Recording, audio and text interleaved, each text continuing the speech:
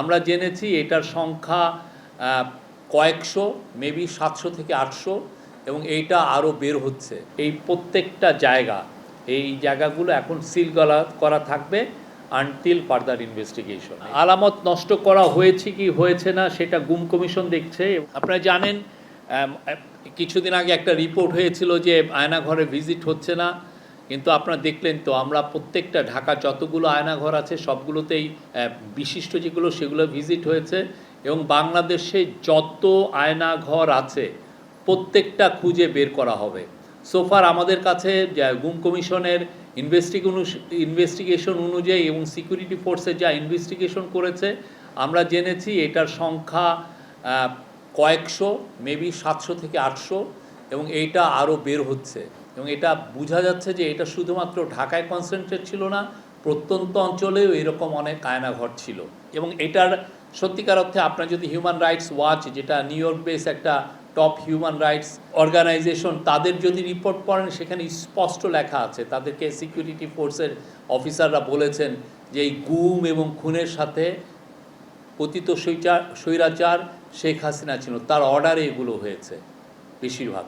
আমরা আজকে আরও একটা ইম্পর্টেন্ট দিন এই জন্য যে আজকে আপনারা জানেন ইউএন, ঠিক আমরা যখন কথা বলছি ইউএনের হিউম্যান রাইটস অফিস আজকে তাদের বাংলাদেশে যে জুলাই অগাস্টে যে অভূতপূর্ব যে একটা ঘটনা ঘটলো, যে ম্যাস আপরাইজিং হলো, সেই সময় যে অ্যাট্রোসিটিস হয়েছে সেটার উপর একটা ফ্যাক্ট ফাইন্ডিং রিপোর্ট দিয়েছে। এবং এই ফ্যাক্ট ফাইন্ডিং রিপোর্টটা ছিল পুরোপুরি তাদের ইন্ডিপেন্ডেন্ট রিপোর্ট, সেখানে গভর্নমেন্টের কোনো ইনফ্লুয়েন্স নাই, গভর্নমেন্টের কোনো ধরনের কোনো এখানে রোল ছিল না। আলামত নষ্ট করা হয়েছে কি হয়েছে না সেটা গুম কমিশন দেখছে, এবং সেই অনুযায়ী এটার উপরে যখন কেসগুলো হচ্ছে ইন্টারন্যাশনাল ক্রাইমস ট্রাইব্যুনাল তাদের প্রসিকিউটররাও দেখছে। আমরা প্রত্যেকটা জিনিসগুলো দেখছি, এবং সেই আলোকে আমরা যেটা করেছি যে এটা এখন এই একটা এভিডেন্স হিসেবে গুমের এই প্রত্যেকটা আয়নাঘরগুলো এখন সিলগালা করা থাকবে, বিকজ এটা আমাদের লিগ্যাল প্রসেসে এটা লাগবে। তো সেই বিষয়টা একনল হ্যান্ড ওয়াশ 100% প্যারাবেন ফ্রি, তাই নিরাপদ হাতের জন্য আস্থা রাখুন একনলে। এখন মনে হওয়া এটা তো লিগ্যাল বিষয়, ওরা এটা ডিসাইড করবেন, ওনারা বলবেন যে কিভাবে এটা আদৌ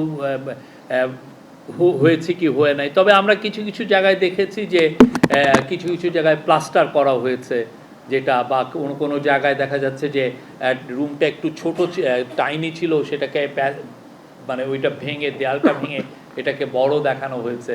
বাট এটা কি সত্যিকার অর্থে এটা কি এটা কি একটা ইচ্ছাকৃত নাকি ইচ্ছাকৃত না, এগুলো তো গুম কমিশন এবং ইন্টারন্যাশনাল ক্রাইমস ট্রাইব্যুনাল তারা এটা বিচার করবেন। এবং সেই জন্য আমরা এটা গুম কমিশনের থেকে বলা হয়েছে যে এই প্রত্যেকটা এই জায়গাগুলো এখন সিল করা থাকবে আনটিল ফার্দার ইনভেস্টিগেশন, এটার উপরে ইনভেস্টিগেশন হবে।